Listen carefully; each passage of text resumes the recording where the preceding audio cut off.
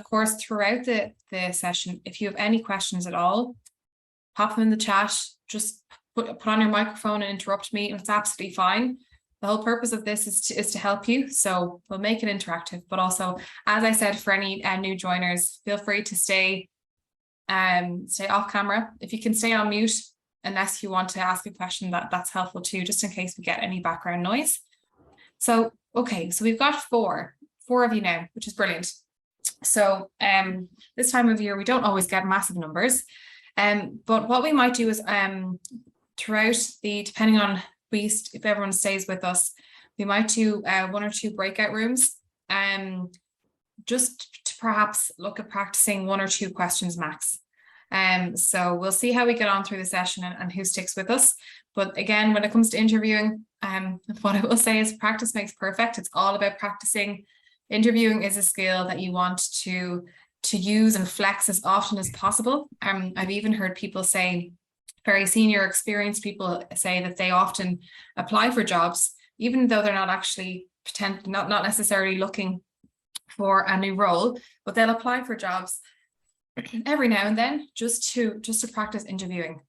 Because it's something, if you go into a role and 6 or 7 years later, you kind of lose your interviewing skills. So it's really important. So practice makes perfect. So you will have the opportunity to practice today a little bit. Very safe space here. This is where we're safe to make mistakes and to learn what we like or what we don't like, or what we feel good at or a little bit uncomfortable with.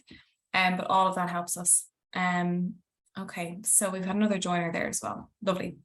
Any questions to begin with? I'll just have a quick look at the chat. I have a hello there, but nobody's put in anything that they're necessarily looking for. So maybe you're just waiting to see what comes up. That's absolutely fine.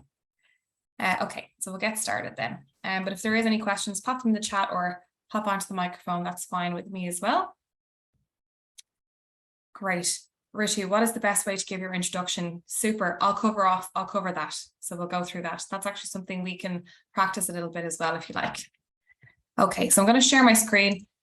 So I'll try keep an eye on the chat as best as I can. But if I'm not responding to it, just pop on the microphone and interrupt me. That's absolutely fine.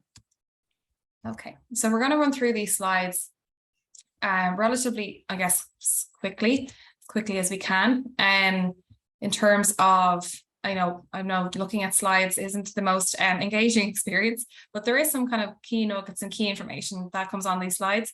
You will have access to them after, so I'll email them out to everybody who registered for the event on 12/20. So you will be able to see them there. Should you be looking for them.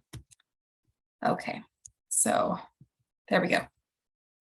So what we'll look at is interviews, what they assess, how to prepare, sample interview questions, employer insights. So we have some quotes from employers. It's always helpful to hear from the people we're interviewing with, see what they think. And video interviews as well. We'll touch on that and some advice for after the interview. Apologies, I've just remembered I will record this because I think it can be helpful to look back on, but obviously with the breakout rooms, it may not be the best thing to go back and look at. Oh, I think it's recording already. Seems to be. Yeah, great. Okay. So that's what we're going to cover. So what do interviews assess? So we're looking at 3 key areas. So this is kind of how I break it down anyway, in terms of what employers are looking for. What's the point of an interview? And they're looking to assess your suitability for a role that they have. And there's 3 key things. So your skills and your competencies. Can you do the job? Or do you have the potential to do the job? So this is particularly relevant for graduate positions where they're not necessarily hiring you based on your previous experience. They're hiring you based on transferable skills like communication or teamwork, which you would have picked up in college perhaps, or maybe in an internship. They're also hiring you for so your potential, which might be your things like your attitude. Then we'll look at this a little bit later, but in terms of one of the key things that employers are looking for, it's a positive attitude, or things like resilience. So this is what they're assessing in interviews through their questions, and there's lots of different ways that they assess this, and lots of different styles of questions, let's say. The other thing is motivation. So this is a big thing that people probably don't really factor in as much in their interview preparation, is motivation. Now this comes, again, we'll cover sample questions, but questions like, why do you want this job? Or why do you want to work for our company? they're assessing your motivation. Are you really interested in this job?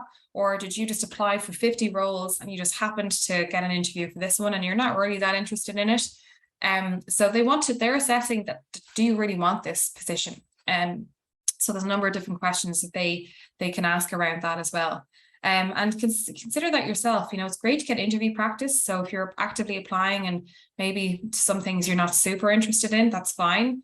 You can use the interview for practice. However, an interview, it's possible you may not get an offer if it comes through in the interview that job really isn't that high on your list. It's not really your preference, for example. So do factor that in. And then, of course, personality or culture fit, aka do they see you fitting into the company, or do they want to work with you? Can they see you in the team, in their team? Can they see you gelling in with the company? And that might be, of course, in a professional sense, but also a social sense. And companies, just like we have personalities, humans have personalities, companies have personalities. So say if you think of Google versus JP Morgan, like an investment bank, you can see that they would be totally different people. In reality, they're very different personalities or cultures as companies. And so they're looking for people that match that as well. So hopefully that makes sense. So first steps, if you get called for an interview, great, brilliant, that's good news. It means that your CV is working for you. If you're not getting interviews, it's possible that your CV needs to be revised. So again, connect with the careers team. If you want to have your CV revised or your cover letters, if you're just not sure why you're not getting an interview, there's a number of different reasons. Some things are within your control, some things aren't. So just check in with us on if you're not getting interviews. But if you do get an interview, amazing, book an appointment with us straight away. Because there's so much we can help with when it comes to interviews, even more so when there's a particular role and a company and you know when it is, and we can actually tailor your interview preparation for that. Read the correspondence from the contact and the employer to make sure that you have the right time, the right date, that you know exactly what's involved. In case there's any prep work, they might want you to do a case study or send something through to them in advance. So read everything carefully and have the job description ready, or have the job description there, read that carefully too. And this is a key tip. I probably say this in most presentations or workshops, but when you're applying for things, save the job description somewhere. If it's a job you are particularly suited for and you think you could get an interview for it, I know that's hard to know, but great if you save every job description, but sometimes say on LinkedIn, or if it's on a link, the link can expire and you might get an interview for a job you applied for 2 months ago, and then you have no idea what the job involves or what the description is. If that happens and you can't find it, there's no issue reaching out to the company and saying, can you please send me a copy of the job description? But it's easier if you have it saved. So that's just something to mention. Know your interviewers. If you get your panelists' names, you could have a look at them on LinkedIn. You could connect with them. You might have something in common with them. Diarize time to prepare for yourself, but as well as, of course, the appointment with your careers advisor and your careers consultant. And then start planning your outfit. I know you might not think this is that important, but you might need to iron something. You might need to pick up a tie or a new dress or something like that. Even if it's a video interview, you still want to plan your outfit. So consider that as well. Okay, so this might all seem quite basic, but again, we're just going to go through some of that because it is helpful to know. The main takeaway is if you get an interview, come to us and we'll help you with it. Okay, so what are the key areas of research that we're looking at? Or key areas, so this is more about the preparation. What are the key areas we're looking at when we're researching or preparing for an interview? The first part is it's yourself, it's your background, your experience. I'll go through that again shortly. And the company and the industry as well. So those two things kind of go hand in hand. So you research about yourself. Again, this might seem really obvious, but a lot of people go into an interview thinking, oh yeah, I know my background, I know my experience, I know all my jobs that I've done. And when they're asked about them, or when they're asked for examples, more importantly, of when they worked in a team, or where they led a team, or where they communicated well, or where they solved a problem, they can't think of specific examples. And that's what a lot of employers look for in interviews. So you really need to spend a bit of time, sit down and go back through your CV, go back through your cover letter and your application as well. If you mention certain things there, they could ask about them. And reflect on these things, reflect on your education, your undergrad, your master's, which you're have completed now by now, I think, for many of you, or maybe at the final hurdle.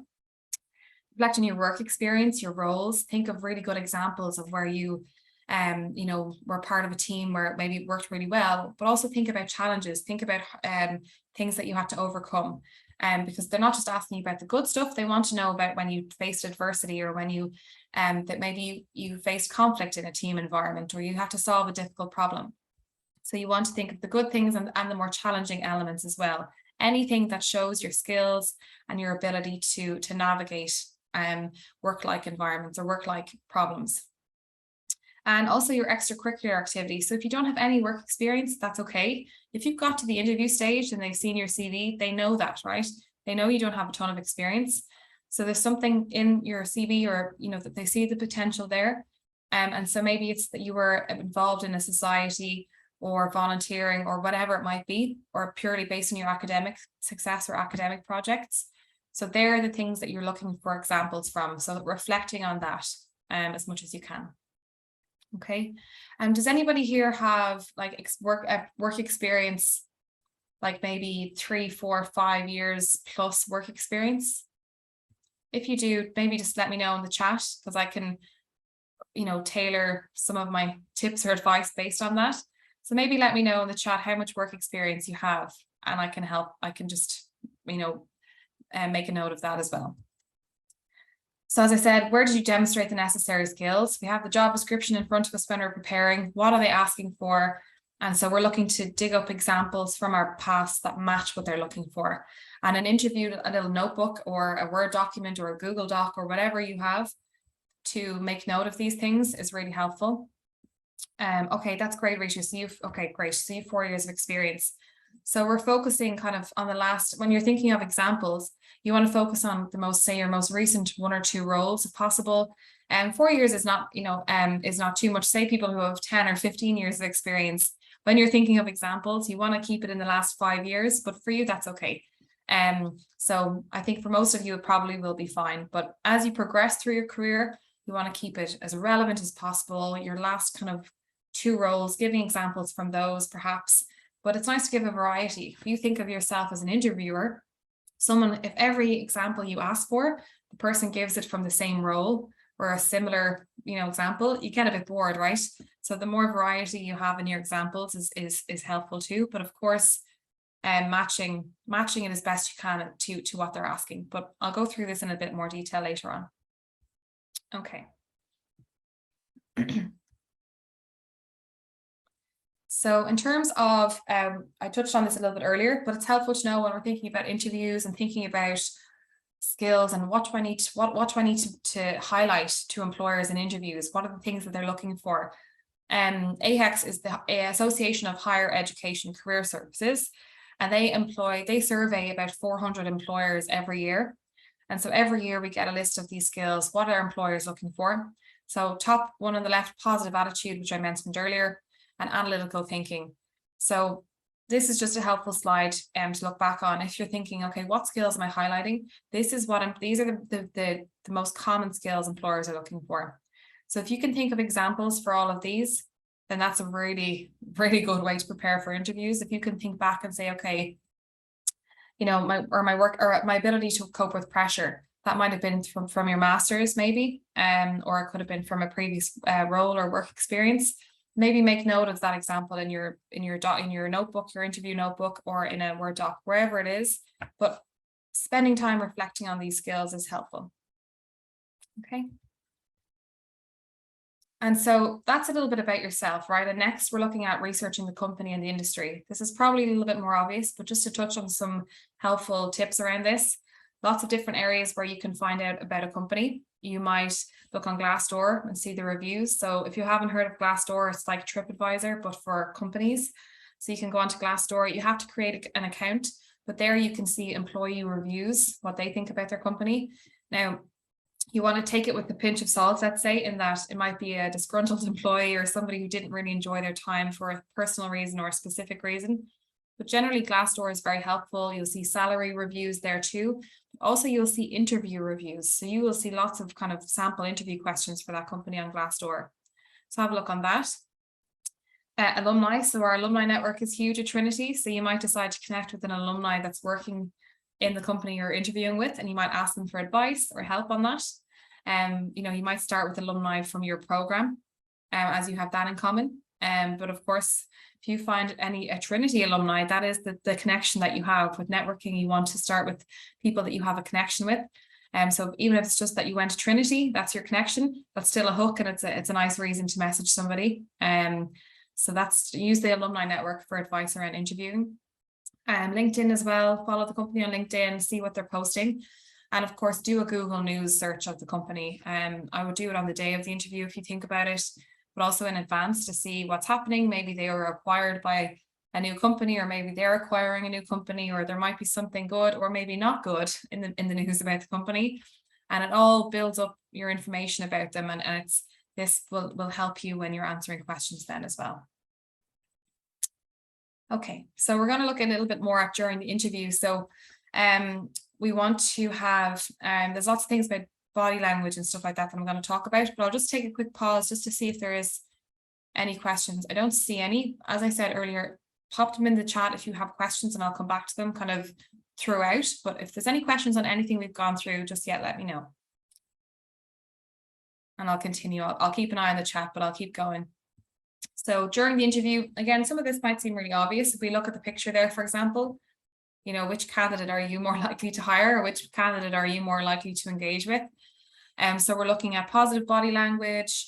You know, eye contact is good. If it's a video interview, eye contact is with the lens of your camera. It's kind of hard to look into the lens the whole time, but just to bear that in mind. So you want to engage with the camera if it's video, which many employers are still doing video interviews, but hopefully more in person. Eye contact is important. Come back to the question that you're asked. So this is kind of a general tip.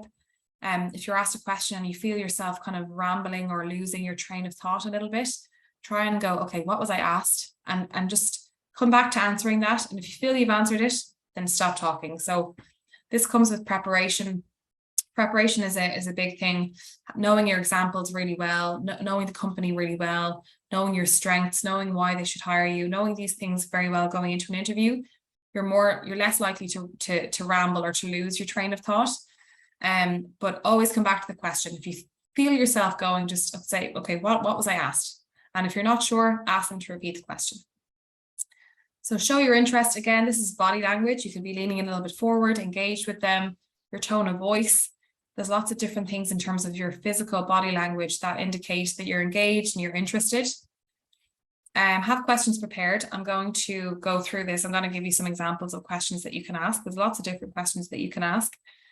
And perhaps think about preparing a closing statement. So before in an interview, I wasn't asked, do you have any questions? I was asked, do you have anything else to add?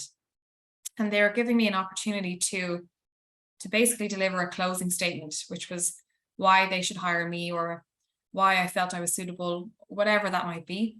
So it's possible you could get that window where you can kind of reiterate your interest in the position, perhaps, or thank them for the opportunity. Or maybe say something, if there's anything you wanted to say through the interview that you didn't get the chance to say, you might use that opportunity to do that. Okay.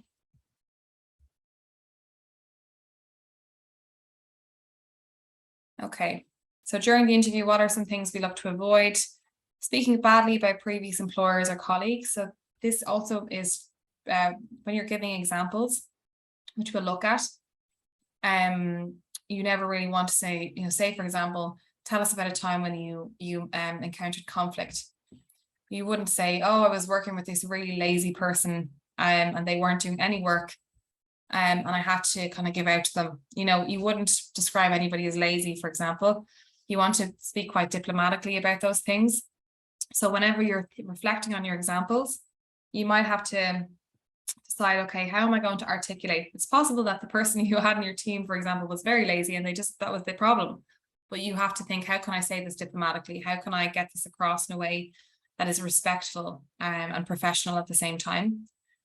So avoiding negative comments as a whole is important. If you think about that positive attitude thing, you want to keep things light, keep things positive. One-worded answers, of course, that's an obvious one.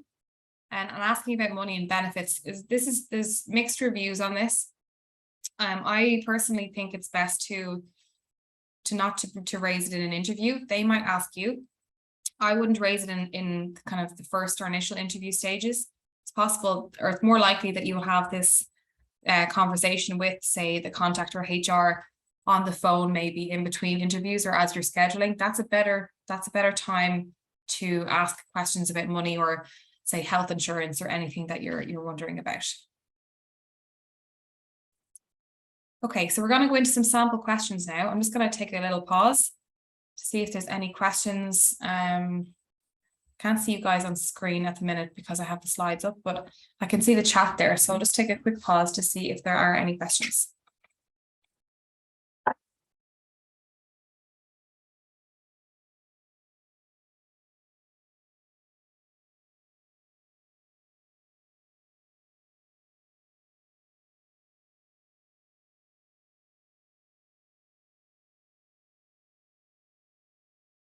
Okay, all right. I seem to be either I'm covering everything or I'm not sure. That's okay. So some general questions that you can encounter. Again, I will share these slides with you if you want to have a copy of these. So this is this the kind of question you were talking about, Rishi, around tell us a little bit about yourself? If they were to ask that when you're introducing yourself, is this the kind of question you mean? What is the best way to give your introduction? Perhaps that's what you're referring to. If so, I'll speak a little bit to that anyway. But yeah, so these are general questions. So tell us a little bit about yourself is common. Talk us through your CV, your education. So there again, coming back to why researching yourself is so important.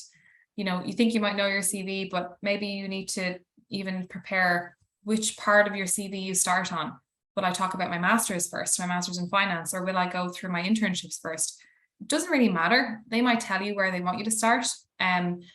But it doesn't matter once you decide this is my story, this is where I'm starting, and this is the middle part, and this is the end. And these are the things I'm going to highlight along the way. So you really can decide that. You kind of are taking control of it most of the time, but you still need to know your CV well, know your master's well, know what modules you want to mention. You don't need to list all of your modules, for example, that you've taken in your master's, but you might list one or two that are most relevant, for example. But tell us a little bit about yourself, just to talk to that one a little bit. That's your introduction, let's say. And what I recommend is my formula for it is to do present, past, then future. So I'll pop this in the chat. So present, past, and future for your intro. So for example, you might say, I'm currently, or I'm at the moment, I'm just wrapping up my master's in management at Trinity College Dublin. I decided to come to Ireland because, or I decided to do this master's because, and you might give them a little bit of background to that. Previous to the master's, I was doing, and that's your past part. So you give them a little bit about your present is where am I at now? How did I get to this point? Past is before that I did X, Y, and Z. I did internships. I have 4 years of work experience in areas including accounting and whichever it might be, or in sales. Just give them an overview, but you're not going into great detail about particular roles in this introduction. So in the past I've done, and then currently, as I, currently you're coming back to today, I'm finishing up my master's and I'm looking to take the next step in my career, ideally in Ireland in the field of investment banking, business development, digital marketing, whatever it might be. And that's what brought me to apply for this role. So thank you again for the opportunity to meet with you today. So that's your introduction, bit of present. Where am I now? How have I got here? A little bit about just a summary of a work experience, things like that. And then future. So my objective is, or what I'm looking to do now is. Does that make sense to everybody? Okay, that's just my formula, but you might have your own version of that. I was going to put you into breakout rooms, but there's not that many of you. So I'm thinking maybe if we were just to have a little discussion about that. Again, I'm conscious maybe people can't come onto the microphone, which is fine. In that case, maybe the breakout rooms won't work so well. But how do people feel about introducing themselves? Is that something, would anybody like to have a go at practicing that now?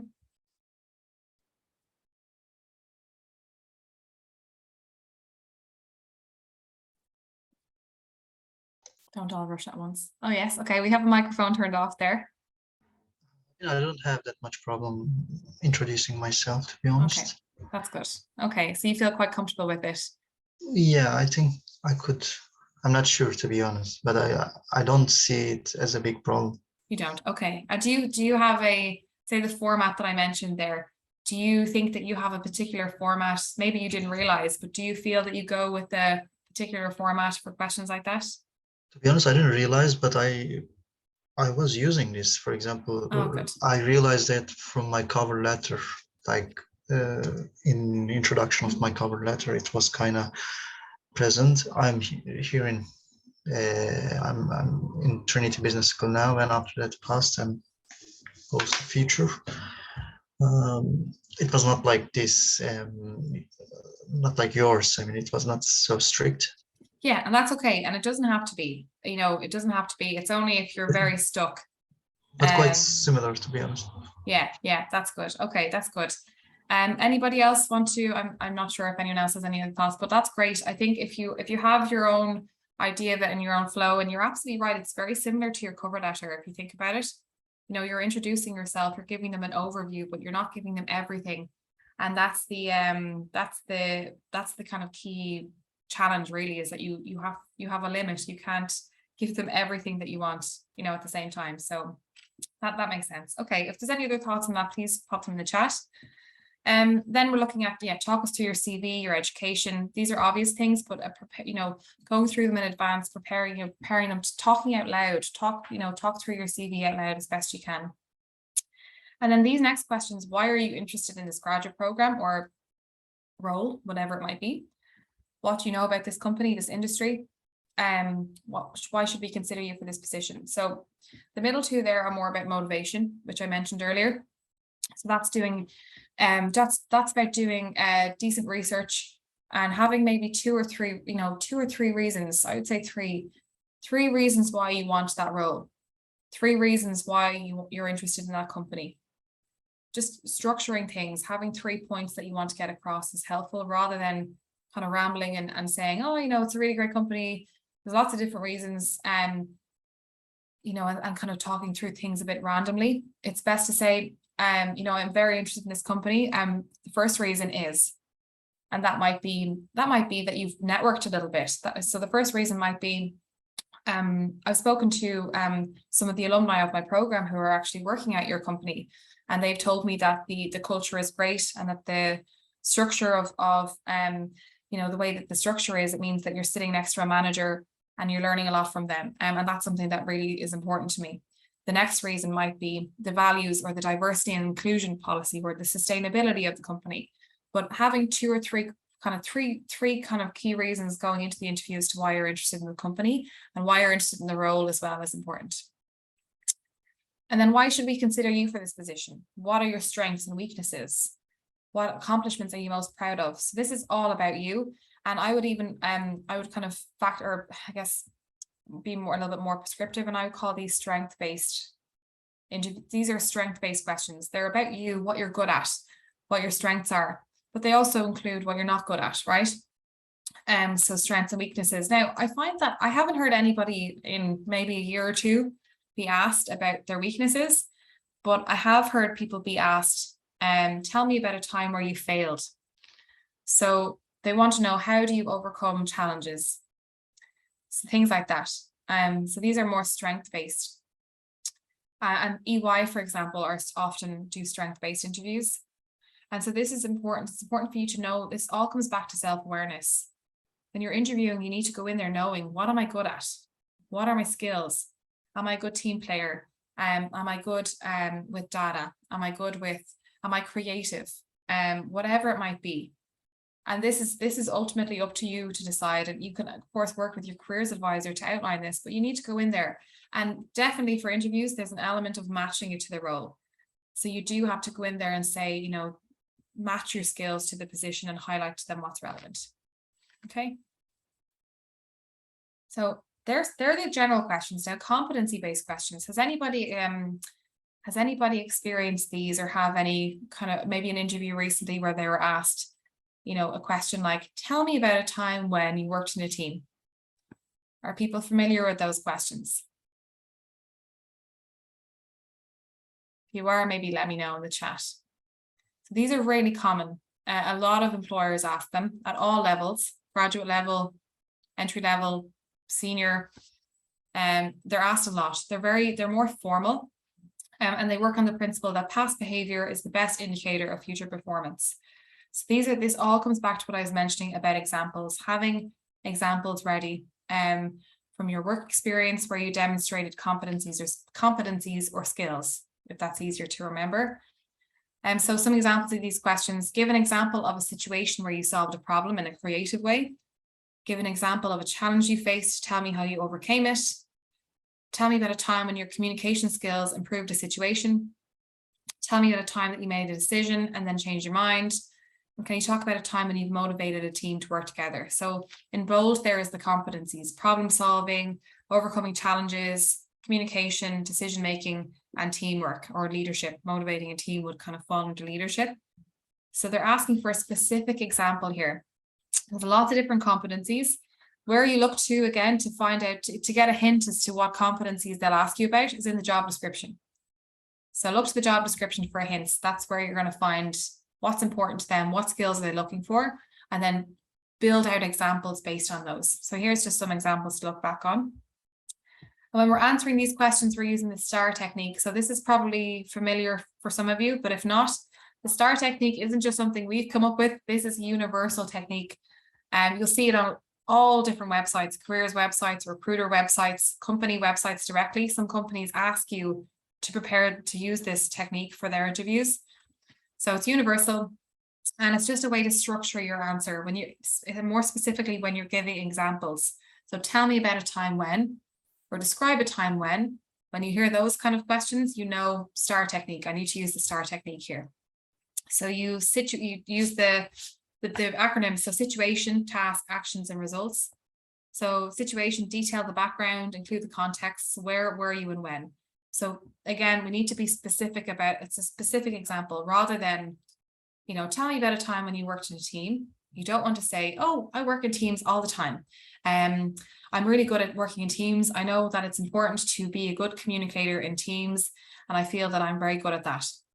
Instead, what they want is, yes, absolutely. So one example I have of teamwork is from my econometrics module in my master's in finance. It was in the first term, so later last year, and I was placed into a team, or we were assigned into teams of 5. The task that we were assigned with, so describe the challenge and the expectations. So moving on to task that we were assigned with was, and I have another example on the next page. So outline the task, the challenge, what needed to be done, and then most importantly, actions, your action. So my part of the team was, I decided that we should delegate tasks according to our strengths.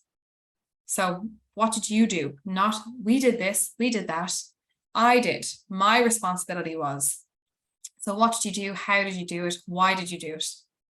And then results. So in the end, we met our deadline on time, or in the end, our client was very happy, or in the end, whatever it might be, but always tying off with a result. So hopefully that makes sense for everybody. So here's an example that we can have. I think there's an example. Oh yeah, here we go. So I was a member of a team of 5 students undertaking an HR-related project in the organizational behavior module during my undergrad. That's your situation, and you might build out on that a little bit. This is a shorter part, right? This is a shorter example. As a team, we were tasked with conducting a comprehensive analysis of the organizational behavior in a large firm based in Dublin. I was tasked with leading the on-site employee interview component. So what was your task as part of the team? And then your actions, it was my responsibility to interview 20 employees in the company. I spent a total of 8 hours on site interviewing employees individually. I also conducted a focus group which looked at, and then you might go on to tell them a little bit more about your tasks, what you did, why you did them, how you did them. And then the results, I co-presented our strategy to the firm and they implemented some of my suggestions. And you might say, including, what suggestions did they include? So more detail as well. My research element uncovered a number of issues they'd not been aware of. So that's just an example to give you some inspiration. I hope that that's helpful. And again, you'll have access to these slides to go back on. And then moving on, so our next kind of type of questions that you might get might be more specific. So we've had general questions like, tell me about yourself, or why should we hire you? And then we've had our competency or example-based questions where they ask, tell me about a time when you, and they're assessing a specific competency or skill that's needed for the role. But they can be general, right? Whereas these kind of questions are a little bit more industry or role specific. So that might be, say, if you're going for an accounting position or position in consulting or whichever in the Big Four, for example, you might be asked about ACA or ACCA. If you're going into, say, an investment bank, you might be asked about financial market trends or to pitch a stock. Probability might be some more quantitative roles. If you're going into Google, they can ask you some specific questions like Google AdWords, how you would explain it to a 10-year-old. Or some companies can ask some really out there questions, like maybe in sales, business development, they're assessing your ability to think on your feet. So if you could be any animal, what type would you be and why? So you can be asked some really random questions, but again, it depends on the company. Some companies can ask some kind of more personality driven questions as well. Okay. So moving on then. So questions for your interviewer. So you'll be nice and relaxed perhaps at this point if you're at the end of your interview. So you might ask things like, what does a typical day or week look like in this role? First thing I would say is it's important to have a question prepared. It's not, you might think it looks good. It's a good thing if you say, oh no, I have no questions. Actually, you should take the opportunity to ask something. No doubt there's something you'd like to know about the role. If there is, ask that. But these are some things if you're stuck. So yeah, what does a typical day or week look? What are the skills and experiences you're looking for in an ideal candidate? What attributes does someone need to have in order to be successful in this position? What is the culture of the team like? Really, I think that's a really great question. Something I ask all the time. Companies will put, they'll have this culture that they put into their website and online and whatever. Maybe the team has a particular culture that the hiring manager might be able to describe. So I think that's helpful. And maybe you might show off a little bit and tell them, oh, I read about X, or I read about this acquisition in the news, or I read about whatever it might be. How has that impacted your team's goals? So say during Brexit and COVID, people would have been asking this, how has COVID impacted the work of this team? So things like that you can ask at the end as well. It's better to ask a question like this than to ask about salary or benefits, in my opinion. What do employers say? Just to back up some of the things that we've been talking through. So they look for structure in answers. So the STAR technique helps with that. And also say, like I said, having 3 reasons you want to work for the company, 3 reasons you want the role. Knowing those things in advance as part of your preparation helps with structure as well. Cheerful disposition, so positive attitude comes back in there, and suggests that they would work well on a team, and strong on detail for technical questions. So technical questions kind of falls under that branch of role or industry specific questions. So you might be going for something where they might ask you about Excel, or if you're in digital marketing, they might be asking you about particular social media suites or tools or whatever it might be. So being able to give detail on that helps. And again, the job description will tell you what are they looking for, what softwares are they looking for, what might be the technical questions that you can get. So research is done, honest, approachable, confident. Company research, skills developed, strong achievements. So skills developed, that's self-awareness. They want to see that you're able to articulate your skills, that you know your skills well and you're able to talk to them. Strong achievements, of course. So research there is coming through as a bit of a trend. So that's preparation. Comes down to spending enough time in advance of an interview. Common mistakes, lack of structure, goes off point, talks too much, needs to focus on answering the question. So coming back to the question, again, preparation is a big part here, but also managing your nerves. So that's something that going to your careers advisor and doing a mock interview could be really helpful. 1 or 2 mock interviews, however many that you need. Practicing out loud really helps with that. So you might lose your structure, even if you're really well prepared, in your mind or writing things out. If you've never spoken those questions out loud or practiced with somebody else, it's possible you could get really nervous and then all of your preparation might go out the window. So don't underestimate the importance of practice out loud as much as you can. Unprepared for questions that may be asked, not knowing their application form well, and not enough company research. Okay. All right. So again, if there's any questions, pop them in the chat there. I don't see any. No, so maybe I'm covering everything possibly, or we might just have a quiet bunch today, which is also okay. So yes, we're seeing that employers are using more online platforms to interview candidates. Now that might just be Zoom or Teams, like a live interview, but through like Zoom, for example. Definitely lots of video interviews still happening because employers find them convenient. They're easy to schedule. They don't need to have a room booked on site. So I think video interviews will be sticking around, which I'm not a big fan of. I think for some people, they articulate and they're able to get their personality across much better in person. So hopefully we see more in-person interviews coming back, but we'll see. But yeah, we are seeing more platforms being introduced. So for example, Shortlist Me, or like pre-recorded interviews like HireVue, if anyone has encountered one of those. So we've got our live where there's just one person, there's a Zoom or a Teams call where somebody's there, but we have pre-recorded where you log on and you have to answer the questions by yourself, and they're recorded and then they're sent to the employer for review.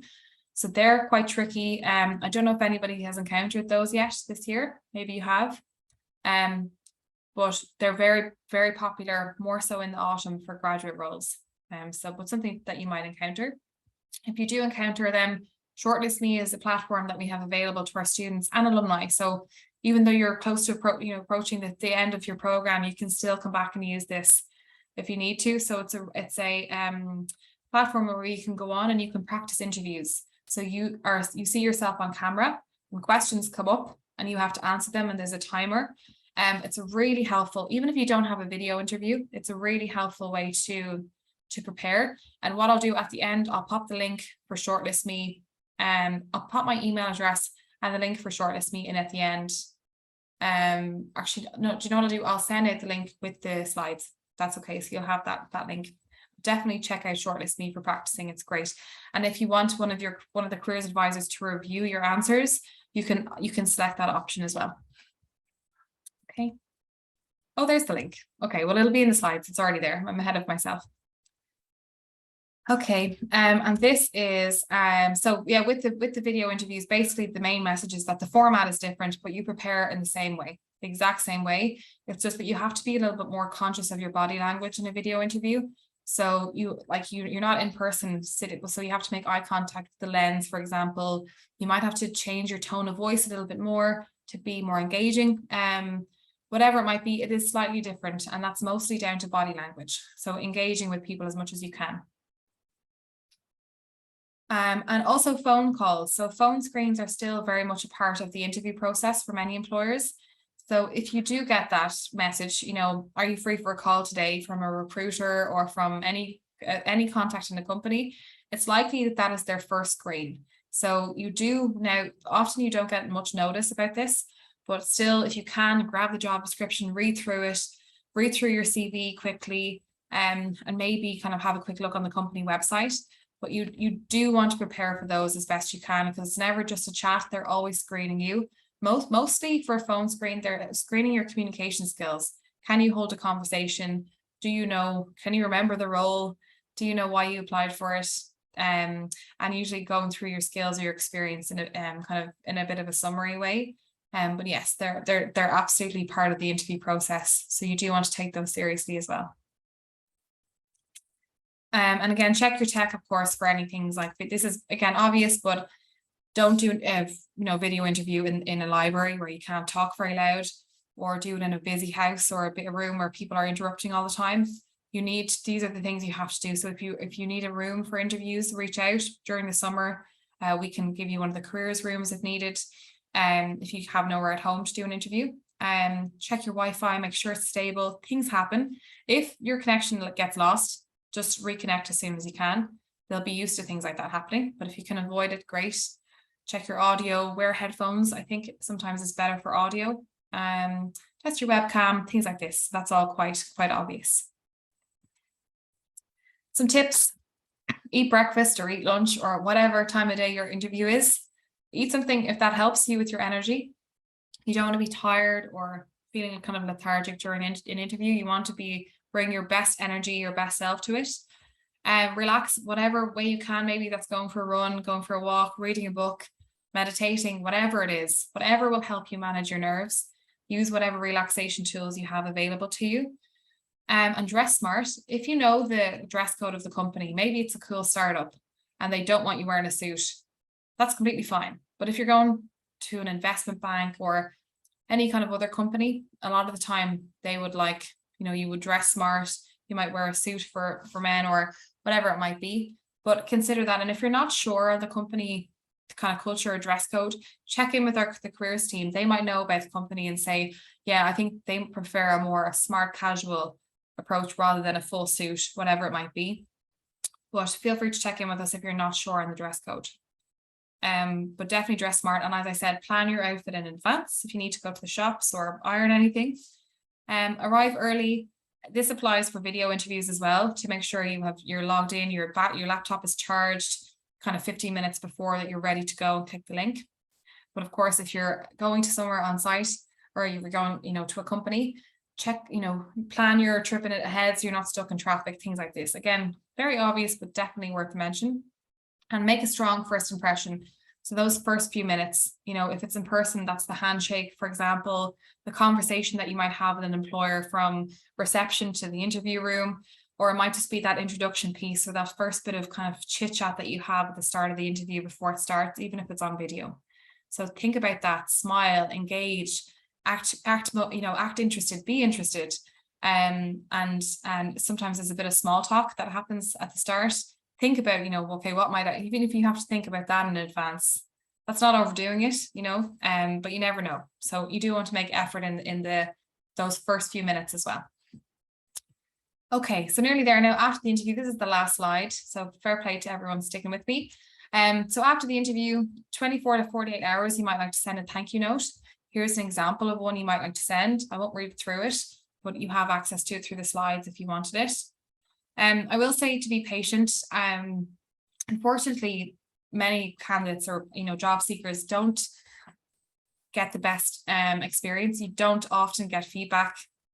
Some employers don't even get back to people when they interview. You just hear nothing. Most, the majority will come back and you'll get an answer like a yes or a no. It's possible you won't, and it might take a week or two. They might say we'll be back to you by the end of the week, and you might not hear from them until the following week. So be patient, and they will come back to you, hopefully. But it's nice to send a thank you note if you would like to follow up with something. That's absolutely fine. And most importantly, reflect on your performance. Always come away with some sort of learning from it. What did I do well there? What do I need to improve on? If you didn't go to a careers advisor for the interview, maybe just you might say, okay, I'm definitely going to go meet with Kate or Patrick or Mark or whoever it is, or Christina next time. That's what we're here for. So do reach out to us for help with interviews as much as you need to. That's absolutely fine. I think that is it. So a lot of talking on my end. We didn't have a massive group, and you're all relatively quiet, which is okay, which is absolutely fine. But I hope that was helpful. Are there any questions now? I mean, I'll stick around we're 10 to now, so I'll stick around for 10 minutes. Absolutely, if anyone has any questions. If not, if I've answered everything, which is great if I did, feel free to head off, and thank you for joining. Hi, Kate. Hi, how are you? I'm good. How are you? Good. I have a question that how to answer a question like, what are your salary expectations? Good question. That's a good one. Apologies, I've been talking too much. I need to take a drink. So with that, it depends right on the role, but if you're going into for an interview, you want to do a salary benchmark. So you want to use, there's lots of different tools available to you for that. LinkedIn has salaries on it. Glassdoor has salaries on it. There's also recruitment companies do salary surveys every year. So say what would be the kind of role that you would apply for, Ritu, just as an example? Business analyst.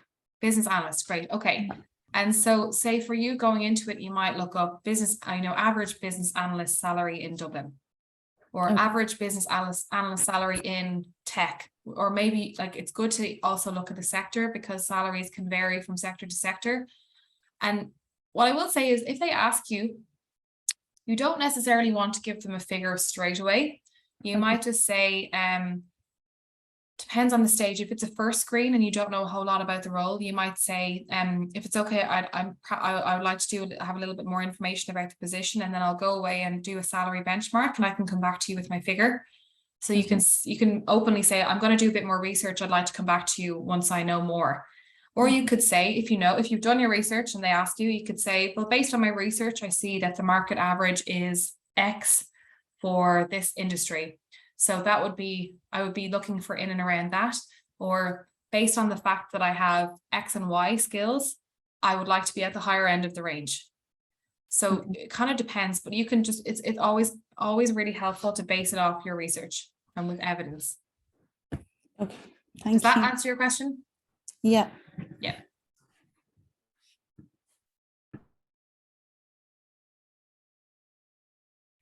Any other questions? So hopefully I covered everything. I know that I was asked about the introduction piece, so hopefully I covered off that for you, Ritu, as well.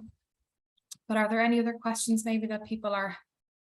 Oh, Ian, hi Ian. If there are any tips for changing industry interview, for example, from fitness to business? Yeah.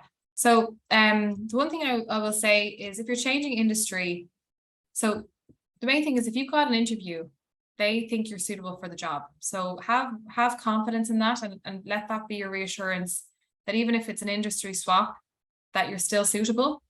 And a lot of the, I'll say the main thing is to focus on transferable skills. So even though you're moving from one industry to another, there will be transferable skills there. For example, communicating with people, problem solving, working in a team, whatever it might be.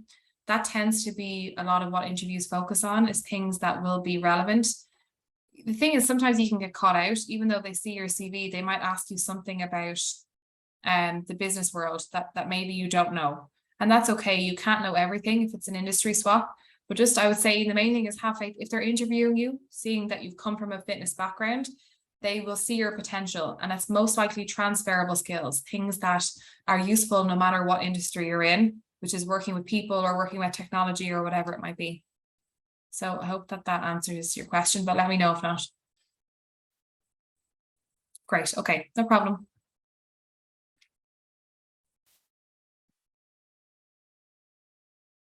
I'll hang on for another few minutes anyway, if there's anything else, but if not, thanks for joining.